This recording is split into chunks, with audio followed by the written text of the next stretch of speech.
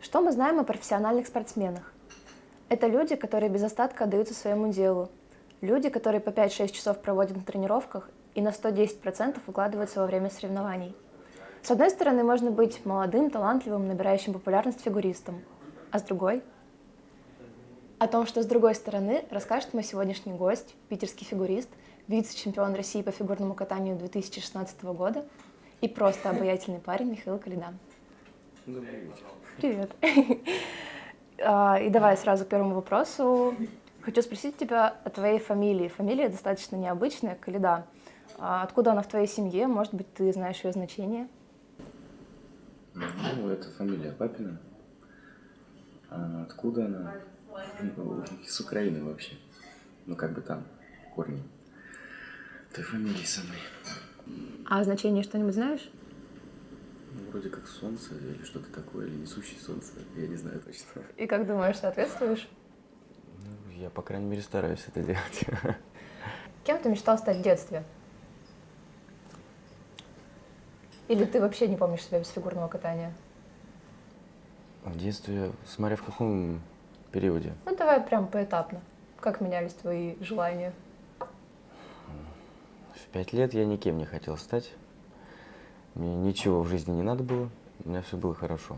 Ходил в садик, потом на фигурное. Чуть позже, где-то лет в 10, а может 12, хотел уйти в футбол. Прям вот реально задался целью, все, фигурное надоело, все это ежедневные тренировки постоянные. Такой треугольник из школы, дома и тренировок. Это все, конечно, надоело. Бывало пару раз, я даже прям забирал вещи, все, говорил, что я бросаю вообще. Вот. Но как-то не пошло с футболом. В принципе, не интересуюсь как-то сейчас, ну и слава богу. Но так как бы, кроме футбола не было никаких желаний, то есть уйти куда-то в другую сферу. Я точно знал, то, что я не смогу сидеть там офисным работником, вообще никак. Поэтому все-таки где-то глубоко в душе я понимал, то, что надо идти вперед и не оглядываться. Ну и сейчас ты, в общем-то, в спортивном вузе. Ну да. В принципе, Да. я и не жалуюсь вообще. Расскажи мне немножечко о своих увлечениях. Чем занимается Миша Коляда, когда он уходит с катка? Не знаю, может быть, приходит домой или на выходных? Домой. Ну, дома-то я, в принципе, ничем не занимаюсь. Так, только если там с детьми поиграть, там на улице, может иногда выйти. Вот. А вне катка, ну, иногда ходим в бильярд. Настольный теннис, но это крайне редко. Боулинг еще реже. Ну, в кино. Все. Ну, то есть даже свое свободное время ты, в общем-то, обычно проводишь достаточно активно, ну, или с другими видами спорта. Ну да. Поговорим о танцах. Все-таки танцы — это немаловажная часть фигурного катания. Скажи вообще, ну, насколько тебе нравится танцевать? На все 100. Готов в любое время танцевать. Дня и ночи, без разницы. Вот танцы для тебя заканчиваются в тот момент, когда ты уходишь с катка, или, может быть, у тебя есть какие-то любимые стили? Ну, насчет стилей я вообще, конечно, в этом вопросе никакой. Не знаю, танцы, может, смотришь по ТНТ? Танцы, ну, пару раз смотрел. Вот. Ну, а так, вот именно чтобы стили, нет, у нас как бы в основном там модерн всякие танцуем, вот там, на катке. Ну, а прям стили. Ну, я хотел как-то записаться, но все времени свободного нет вообще. А в клубах бываешь? Один раз в своей жизни был. Все спрашивают с удивлением, да как так там? Один раз всего лишь? Я говорю, ну, представьте себе. И как тебе? В принципе, как я представлял, так все там и есть. Ну, наверное, сейчас какое-то количество поклонниц расстроилось, что не смогут встретить тебя в одном из клубов. Ой. Поживем, увидим. Давай немножечко о поклонницах, о популярности как раз. Вообще, ощущаешь свою популярность? Начали уже автографы брать, может быть? Ну, только на катке. И как бы, когда были там в Бостоне, где-то еще, Ну, подходили там на улице люди, те, которые приехали смотреть соревнования, там, ну, сфоткались там, ну и все. Ты достаточно популярен в своих социальных сетях, то есть у тебя очень много подписчиков в Инстаграме, большое количество друзей ВКонтакте, даже появилась своя официальная страница. Как ты вообще к этому относишься? С пониманием. Не знаю, может быть, тебе мешает такая популярность, нет? Или ты спокойно к этому достаточно относишься? Ну, как-то спокойно. Ну, я стараюсь как бы все равно не отвлекаться на все это. Ну, на улицах пока не узнают. Слава богу, нет. Я знаю, что ты живешь в общежитии. Скажи, что стало самой большой трудностью, с которой тебе пришлось столкнуться, когда ты начал жить один? Ну, может, не один, но вдалеке от родителей. Мыть посуду. Это реально как-то... Не, я как бы убил это дело, но нет, не нравится, честно. Ну, вот. Ну, потом как-то со временем привык. То есть там всякая стирка, готовка, уборка, это все как-то, не знаю, само собой стало получаться. Хорошо. Скажи, вообще часто удается побыть с семьей? Не успеваешь соскучиться? Да у меня как-то все это, не знаю, то ли в привычку вошло. Потому что там с 9 лет один на сборы ездил, там на месяц, на полтора. Вот, и так уж получилось, что раз в неделю вижу, довольствуемся тем, что имеем. Все. Я знаю, что у вас в семье 4, и ты самый старший, правильно? Да. Скажи, каково это вообще быть старшим братом? Тут вопросик.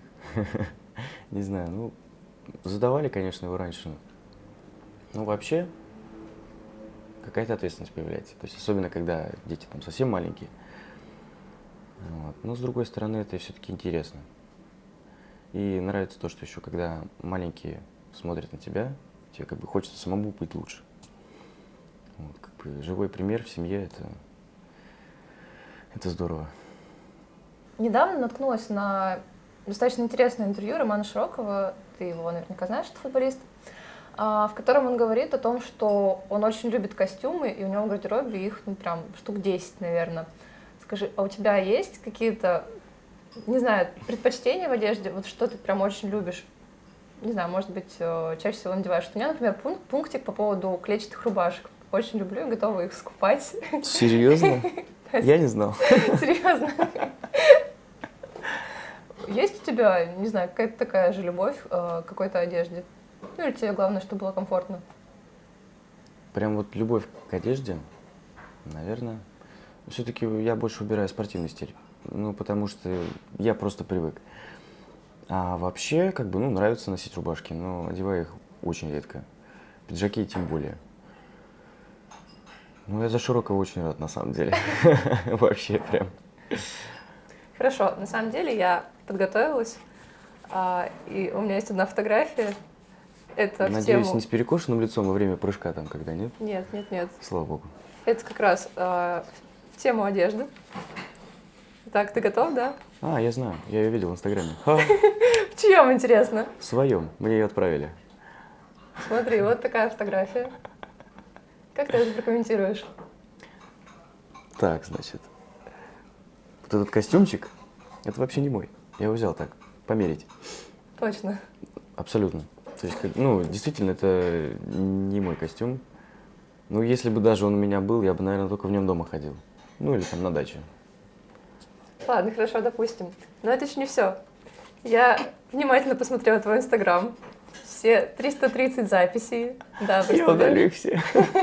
Сегодня вечером. Я дошла до самого конца. А, И у меня здесь есть еще 3 фотографии. ну, хорошо. Да, готов? Да. У меня каждый из них будет вопрос. Итак, фотография номер 1.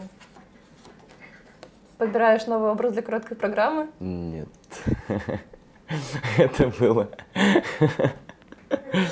Это было в Саранске. Там, значит, постеры такие стояли, ну, как на юге. Голову туда. Ну, и сфоткали. А почему Снегурочка? Дело в том, что до Деда Мороза я не дотягиваюсь по росту. И там даже на полпальца вставал, никак не дотянуться было. Пришлось стать Снегурочкой. Ну хорошо. Так, давай к следующей фотографии. Угу. Здесь надо будет продолжить фразу. фото. Продолжи фразу, когда узнал что. Что Apple лучше Nokia. Это первый день, я купил себе телефон. Вот. Хорошо, и осталась последняя фотография. Мгм. Очень интересно. Что Вообще стало... прям так медленно, прям вообще так Я еще медленнее. Я даю тебе время подготовиться. Что стало причиной твоей безысходности на сборах в 2008-м? О, честно, я не помню, кто это фотографировал. Но я прекрасно помню эти сборы. Замечательное время. Вообще очень классно в Крыму там. И отдохнули, и потренировались. Скажи, а сколько тебе здесь лет? 13. Мгм. Именно в тот период я хотел завязать. Ну, Поэтому такой взгляд, вся да? боль скрыта в глазах. Обязательно заходите на инстаграм Миши Коляды, там много интересных фотографий. Нет, если серьезно, то у тебя в инстаграме достаточно много фотографий природы, архитектуры. Скажи, фотография — это вообще твое хобби или ты просто хочешь поделиться, видишь что-то красивое, хочешь поделиться? Я вообще хочу научиться фоткать. Ну, прям вот, чтобы красиво было, все очень качественно. Но пока нет возможности. А когда ты вообще заметил в себе это увлечение? А мне папа сказал. У нас фотик появился, я уже не помню, лет 8 назад. Вот. И я как-то начал фоткать младшего брата. И, в принципе, такие неплохие снимки получались. Вот. Мы их распечатали, до сих пор в альбоме лежат. Вот. Папа сказал то, что у тебя нормально получается. Ну и как-то все. Ладно, давай представим, что у тебя есть золотая рыбка. Скажи, какие бы 3 желания ты загадал? Вот именно сейчас. В данную секунду или Ну, вообще вот в этот период в этот времени, период? да. Первое — выспаться. Нет, даже не так. Каждый день высыпаться. Это первое желание. Второе — иметь еще больше терпения. И третье — мне как-то больше ничего не надо, наверное. Как-то вот 2 достаточно. Напоследок я предоставляю тебе возможность обратиться к зрителям, которые будут нас смотреть, может быть, к своим друзьям, родным, болельщикам, поклонникам, и просто сказать, что бы ты хотел им донести, возможно, какие-то свои пожелания. На самом деле у нас в жизни все достаточно просто. Это мы надумываем, накручиваем, усложняем иногда. Я считаю, что в принципе в жизни, кроме здоровья, больше ничего и не надо. Остальное либо приложится, либо нет. И огромная удача. Потому что фортуна, она решает. Причем решает очень многое. Спасибо тебе большое, Миша, за то, что ты сегодня пришел. В Пожалуйста. свою очередь, также хочу пожелать тебе здоровья, удачи. Спасибо. Желаю тебе больше высыпаться и чаще, да. Ну и вообще успехов тебе во всех твоих начинаниях. Все-таки желаю когда-нибудь начать заниматься фотографией. Ну, я постараюсь. Спасибо. Институт закончу, начну заниматься. Пойду на курсы. Может быть, будет время побольше. Но это уже будет совсем другая история. Сегодня со мной беседовал питерский фигурист Михаил Коляда. А с вами была программа «С другой стороны» и я, ведущая Марина Шарикова. До новых встреч!